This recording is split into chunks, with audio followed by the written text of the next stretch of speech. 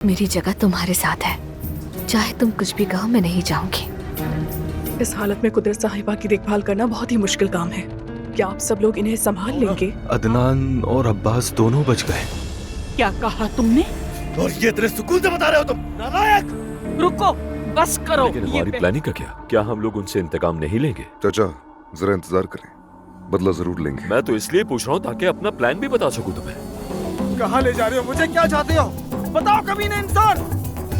ऐसी जगह जहाँ तुम चिल्लाओगे भी तो कोई नहीं सुनेगा। तुम ये क्या कर रहे हो अदनान? तुम वायदा शायद भूल रहे हो। मैंने तुम्हें कहा था ये मत आना, तुमने हमारे वायदे का पास नहीं रखा। ये सब उसी का बदला है। चलो।